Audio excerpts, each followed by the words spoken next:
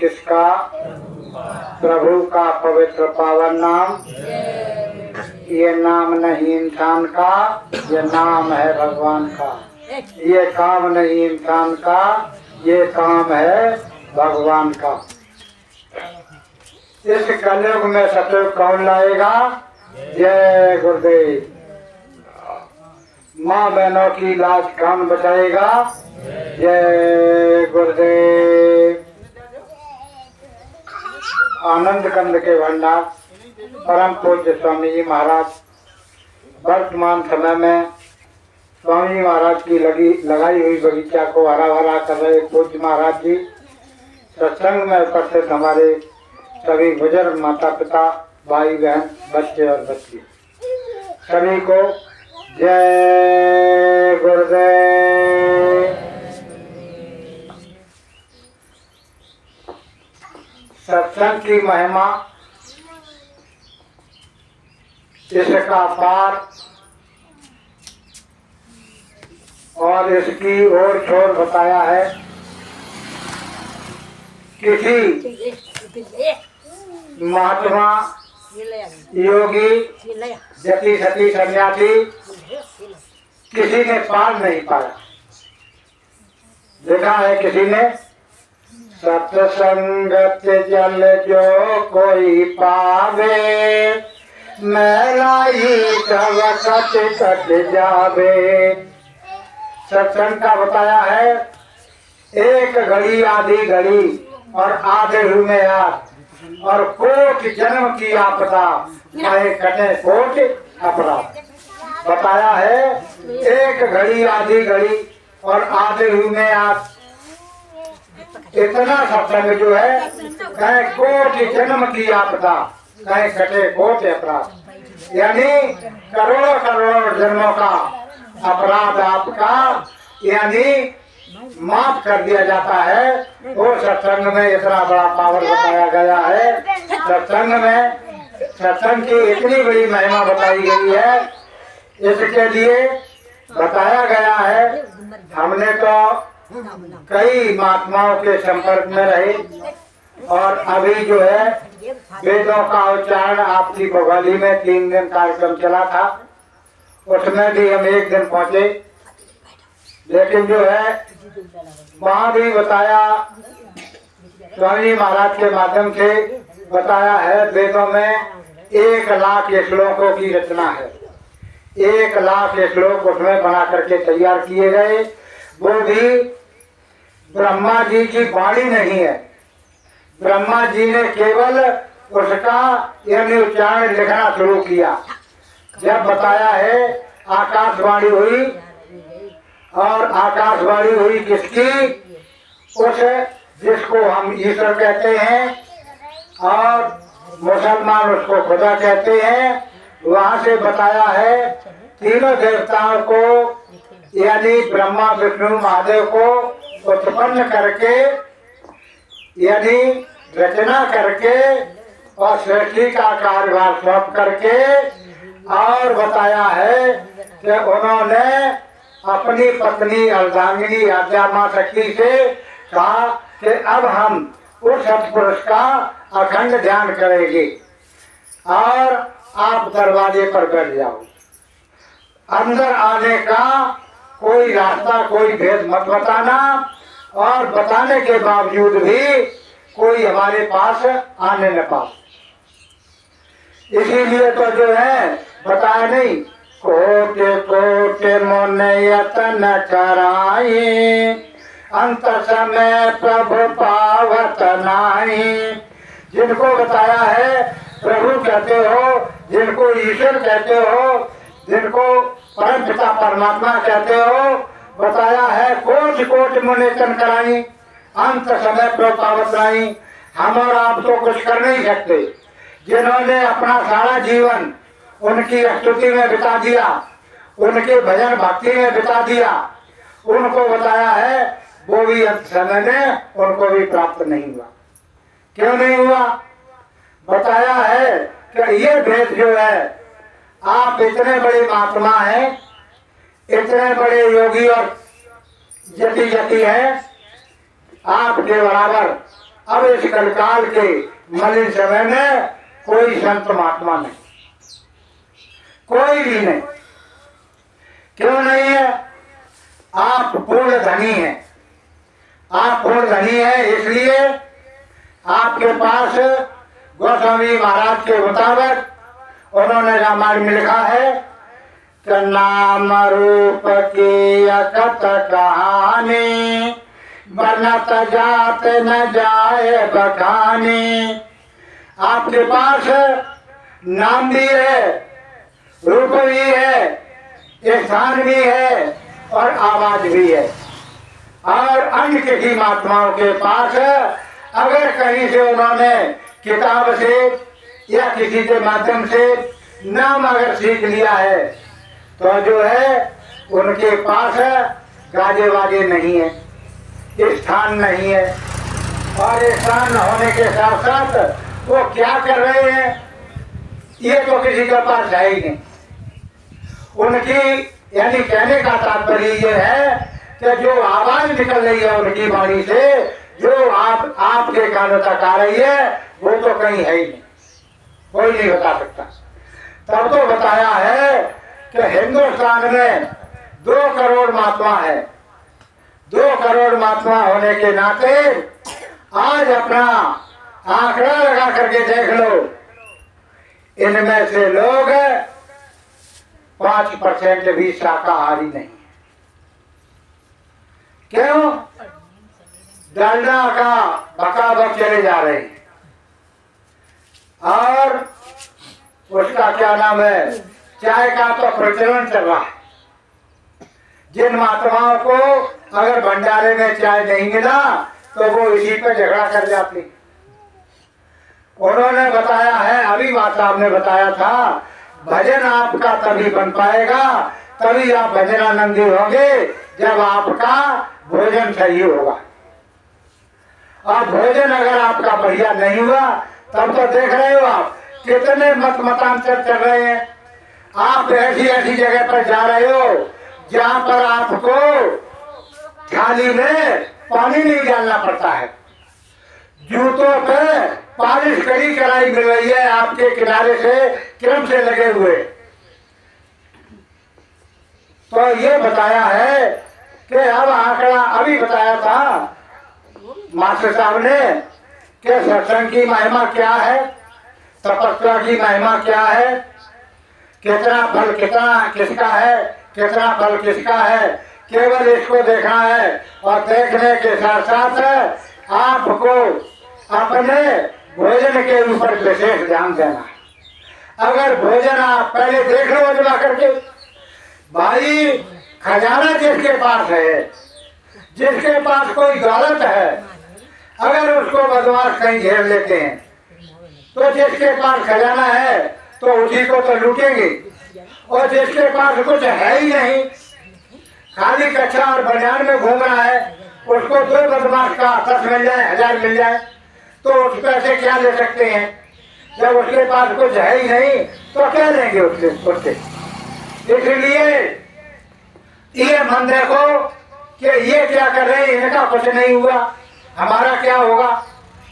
तो ये कुछ नहीं, किसी से आंकड़ा नहीं होता है। सत्संग में किसी से किसी का आंकड़ा नहीं होता है। और विशेष ध्यान देने की जरूरत ये है, जब आप भजन पर बैठें, चाहे 5 मिनट के लिए बैठे, चाहे 50 मिनट के लिए बैठे, आपको एक प्रार्थना जरूर बोलनी है अपनी जबान से, जो आपको याद हो। 1 मिनट और बैठे तो जब खाली पेट बैठेंगे, पेट भरा नहीं होगा आपका, तो आपके भजन में बहुत आनंद आएगा। ऐसा आनंद आएगा कि ऐसा आनंद शायद जीवन में कहीं कभी नहीं मिला किसी को। अगर आपने पेट भर के भोजन कर लिया तो उसका बताया है अन्न का प्रभाव इतना होता है कि तुरंत वो आपके सर पर सवार हो जाता है, आपकी मन और बुद्धि को यानी विचलित कर देता है। और इस कलिकाल के समय में, इस कलयुग के मलिन समय में अपने मन को कंट्रोल करना बड़ी कठिनता की बात है, बड़ी मुश्किल की बात है। क्यों? हम और आप सभी लोग जो है गृहस्थ जीवन में फंसे हुए हैं।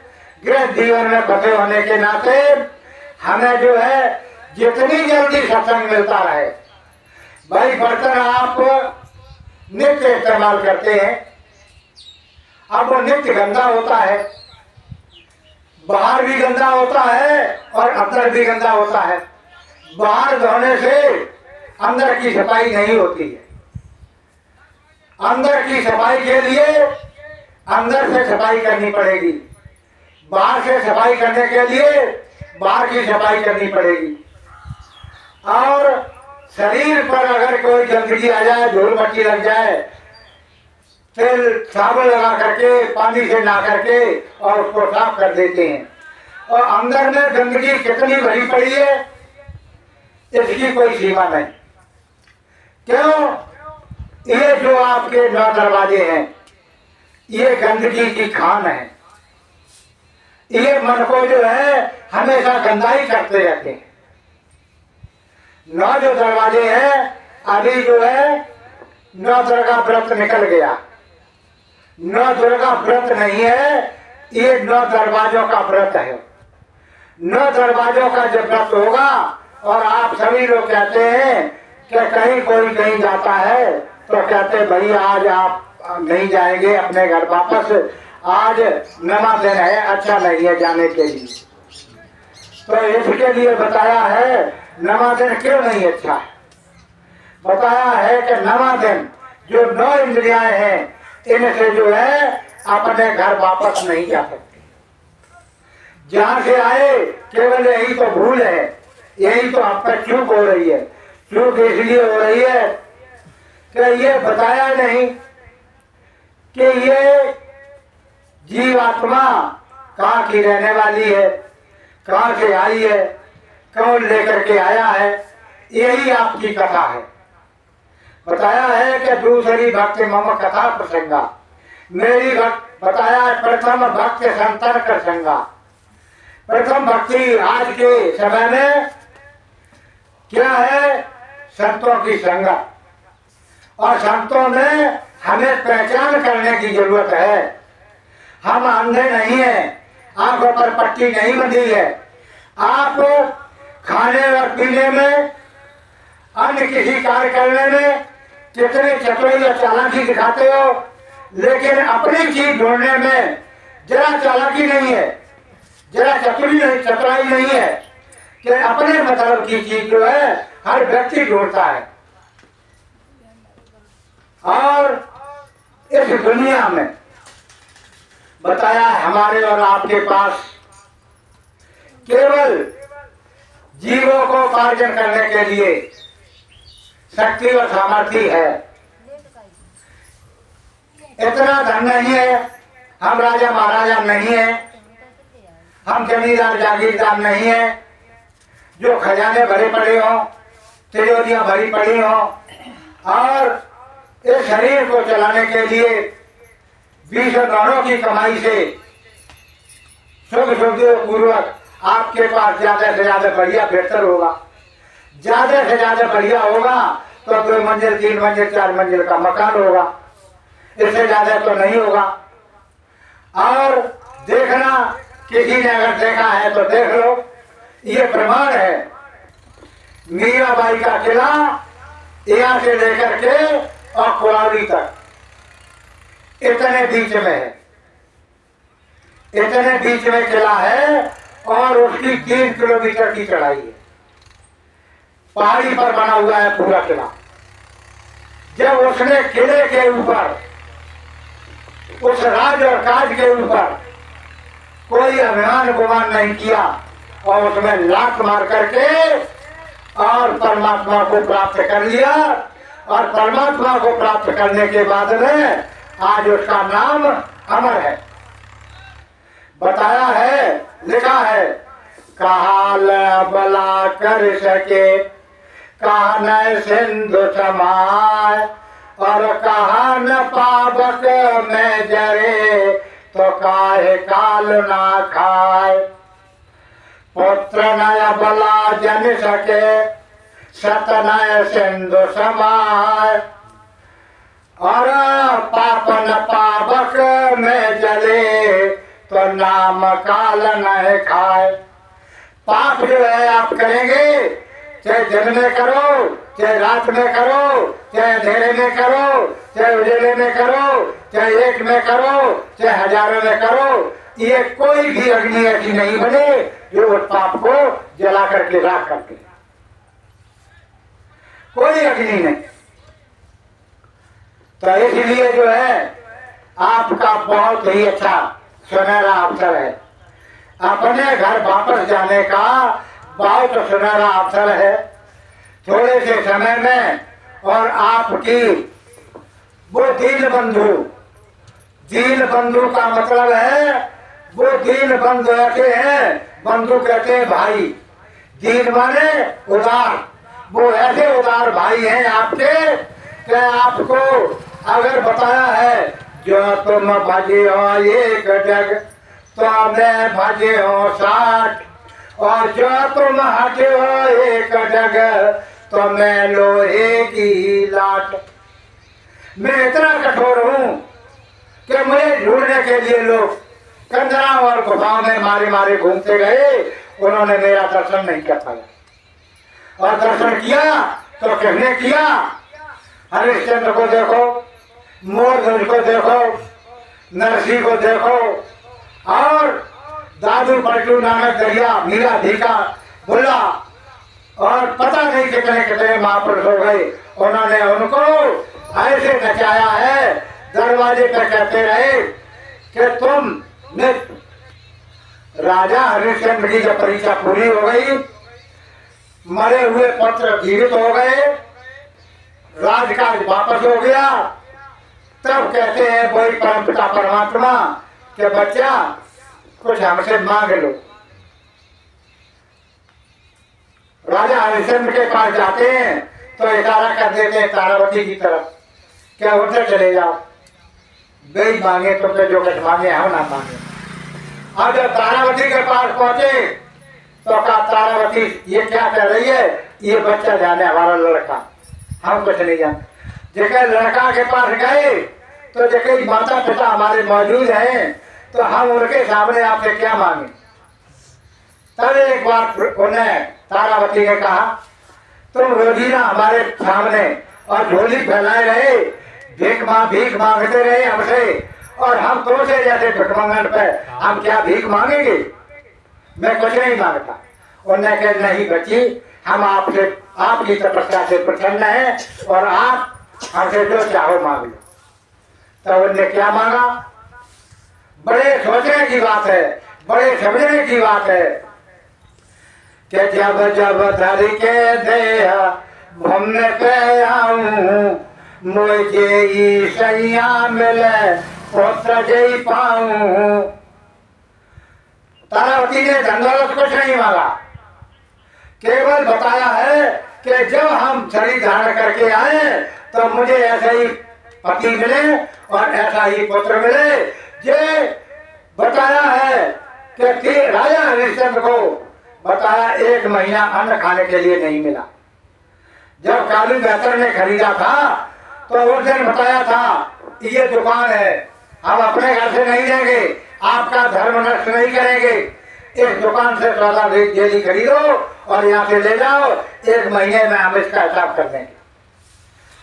जब 1 महीना हो गया, कमजोर हो गए, घड़ा दरवाजे पर गिर गया, टूट गया, तब बहुत यानी परेशान हुए और कहा हरिश्चंद्र अब तुम्हारे बस की बात नहीं है, अब तुम जो है पानी भरने के लिए नहीं जाओगे और आप एक बांस ले लो और मरघट में जाके पहरा लगाओ जाए। राजा होते हुए और मेहतर के यहाँ नौकरी करी जाकर के 1 महीना अन्न का टुकड़ा नहीं खाया। जब दुकानदार से हिसाब के लिए ले गए हरिश्चंद्र को तो देखो भैया इनको हिसाब कितना है? क्या महाराज हिसाब क्या है? क्या आपके साथ पहले जब आप लेकर के आए थे 1 महीना पहले तब आए थे, क्या दूसरी बार आज देख रहा हूँ? इसके बाद में हमने इनको कभी देखा ही नहीं, ये हमारे यहाँ पे कुछ लेने ही नहीं आए, हिसाब का आएगा। तो ये उस समय की परीक्षा हुआ करती थी, तब कहीं परमात्मा मिलता था। और आप इतने सौभाग्यशाली हैं, कहने का तात्पर्य ये नहीं है कि उनकी हम बराबरी कर लें। कहने का तात्पर्य ये है कि आज महाराज जी आपके कंधे से कंधा मिला करके चल रहे हैं, जिनका विश्व में ढिढोरा पड़ रहा है, विश्व में ढिढोरा पड़ रहा है। और पहले बताया मेला में जाते हैं, आप मेला में जाते हैं तो हरिया पसंदा देखते हैं, हरिया पसंदा देखने के बाद में खूब ढोकते हैं उसको कि ये कहीं चटकी फटकी तो नहीं है, टूटी टाटी तो नहीं है, ये हमारे मतलब की है या नहीं है। जब खूब आपका दिल मजबूत हो जाता है कि वास्तव में ये सही है, तब उसका क्रय और विक्रय होता है। तब आप अभी माता ने कहा था ऐसा कोई भी व्यक्ति नहीं जो वास्तव में भजन पर बैठता है।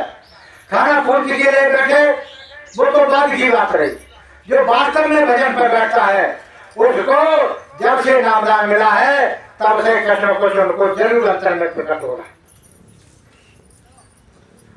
और यही चाहिए, और क्या चाहिए। रास्ता आपका धीरे धीरे साफ हो रहा है, रास्ता साफ हो रहा है। आपके रास्ते में बहुत झंझट है। बताया है क्यों सोता पैर पसार के तेरे सिर पर मौत खड़ी है, क्यों सोता पैर पसार के तेरे सिर पर मौत खड़ी है। आज बात तू कहता कहाँ की, थोड़ा सा दिन रह गया बाकी, कौड़ी टका पास न राखी, चले दीना पल्ला झाड़ के तेरी किसने बुद्धि हरी है, क्यों सोता पैर पसार के तेरे सिर पे मौत खड़ी है। बताया है जब आपके सर पर बात खड़ी है तो किसकी तरफ आप देख रहे हो, आपको जाना पड़ेगा। भाई संसार में चाहे कितने भी आपके परिवार के सदस्य हो, चाहे पूरा गांव आपकी तरफ लगा हो, पर जो है बताया है बीच मध्य से ले चला ऐसा काल कराल। आपको बताया है आस पास जोधा खड़े सभी बजा में ढोल, और मध्य महल से ले चला ऐसा काल कराल। बताया है वो ये नहीं देखता है आपके पास कितना धन है, आपके पास कितनी ऊंची हवेली है, आपके पास कितने असला हैं, आपके पास क्या क्या है, ये कुछ नहीं देखता। हाँ इतना जरूर है, इतना तो जरूर बताएंगे आपको। अगर आपको टिकट मिल गया, कलयुग का टिकट मिल गया और उसकी सवारी में आप सफर कर रहे, तो जब आपके पास टिकट होगा तो कहीं भी आप चले जाओ, कोई भी अधिकारी मिल जाए, पर आपके रास्ते को रोक नहीं पाएगा। आपके रास्ते को रोक इसलिए नहीं पाएगा, समय का टिकट है आपके पास, और समय का टिकट नहीं है तब तो बताया है मायके में चलो संभाल के ससुरे में काटी गए हो, मायके में चलो संभाल के ससुरे में काटी गए हो। बताया है कि बिना टिकट को टीटी पकड़े जेल काट मर गए हो, मायके में चलो संभाल के ससुरे में काटी गए हो। और फिर लिखा है दूसरे पन्ने जो पहले बोल रहे थे, आगे अगम बातें धारा कैसे लाव लगे बापारा, न मलहा नए ना बहे अब बीतत घड़ी घड़ी है, क्यों सोता पैर पसार के तेरे सर पे मौते खड़ी है। केवल आपको चिंता करनी है तो केवल अपनी करनी। आपके बताया है सगे संबंधी परिवार कुटुंब वाले कोई साथ में नहीं जाएंगे, इन दूतों से पल्ला जब पड़ेगा तो आपका पड़ेगा। और जब आपके पास टिकट होगी, और जब आपके पास टिकट होगी तो जो आपने फोटो बताया है ये देख रहे हो, लेकिन ये पहचान है, पहचान बता रहा हूं। किसी समय आप जब फंसे होंगे, उस समय स्वामी जी महाराज ने ये कहा था मंच के माध्यम से कि जिन देवी देवताओं की आपने पूजा किया है सारे जीवन भर में, उनको पहले से बारी बारी से बुलाना, और जब कोई आपकी मदद करने के लिए तैयार ना हो तो मन में जय गुरुदेव नाम का उच्चारण करना, और कोई न कोई माध्यम लेकर के आपकी रक्षा और मदद हो जाए, तब इस नाम में पावर समझ लेना कि इस नाम में कितना बड़ा पावर है। और न वैसे तो कि जाऊ से भक्ति करवा ली, बाऊ से भक्ति करवा ली, बाऊ से भक्ति करवा ली, अब जय पता ना लगा तो है कि किनसे हो गई किनसे ना हो गई, कि को हम मान लो हजार खर्चा दें, किसका हजार खर्चा नहीं दें। क्या भाई, अगर ये होता है तो वो भी बिना खर्चे के नहीं होता है। उसमें अगर कोई झाड़ फूक करने वाला है तो वो उसके अंदर ताकत नहीं है, वो कुछ नहीं कर पाता है। वो भी किसी मंत्र के माध्यम से किसी देवताओं को खिलाता है, खिलाने के बाद में जब उनके ऊपर खुश होता है तब वो अपना काम करते हैं। भाई वो भी किसी का सहारा लेते हैं, बिना सहारे के एक दूसरे का काम ही नहीं चलता। तो आपके सहारे के लिए केवल स्वामी जी महाराज ने कहा है, जब आप जय गुरुदेव नाम बोलेंगे और मंच का आपने जो फोटो देखा है, जो तस्वीर देखी है, इसी के रूप में आपको रक्षा और मदद मिलेगी। चाहे वो यमदूत हो, चाहे वो जमदूत हो, चाहे धर्मराज हो, चाहे कोई राज हो, बताया है इस पैर के नाखून से लेकर के और सर की चोटी तक सारा मसाला इसी के अंदर है।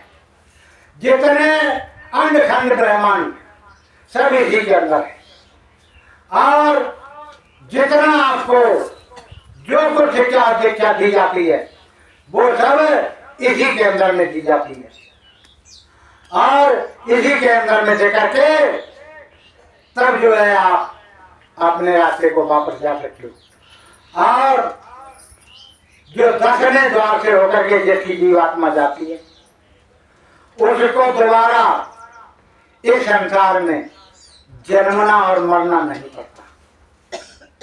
जन्मने और मरने में असहनीय दुख होता है। आप कहते हैं बच्चे का जन्म होता है, अरे बच्चे का जन्म नहीं होता है, उसको देखो इतनी तकलीफ होती है। बताया है जन्म मत मरत दुख भारी, जन्मने के समय और मरने के समय इतना दर्द होता है। बताया है एक रोम में 1000 बिच्छू एक साथ मिलकर के डंक मारे, इतना दर्द नहीं होता है जितना एक बार के जन्म लेने पर और एक बार की मृत्यु होने पर होता है। जिसके ऊपर बीतता है ये काम, जो इस रास्ते से होकर के जाता है, उसको पता होता है, दूसरे से कुछ कह ही नहीं पाते। उस समय जब धर्मराज के आदेशानुसार यमदूत जब लेने के लिए आते हैं तो फिर जो है वो अपना इतना काल विकराल करके आते हैं, इतना रूप भयंकर होता है, इस जीव के छक्के छूट जाते हैं। जबान बंद हो जाती है, कान बंद हो जाते हैं, आंख बंद हो जाती है, ये बाहर की आंखों से यमदूत कभी दिखाई नहीं देते। बताया है अंदर की वो समय, अंदर की दिव्य दृष्टि जिसको कहते हैं, वो समय शरीर जो है सब शिथिल हो जाता है, और शरीर जो है एक लिंग शरीर में, लिंग शरीर जो है वो शरीर में आपकी जीवात्मा पहुंच जाती है, लिंग शरीर में पहुंच जाती है। इसके बाद में उस समय तीसरी आंख खुल जाती है। आपको यमदूत सामने ऐसे दिखाई देते हैं जैसे हम और आप एक दूसरे को देख रहे हैं। ऐसे देख करके तब लोग कहते हैं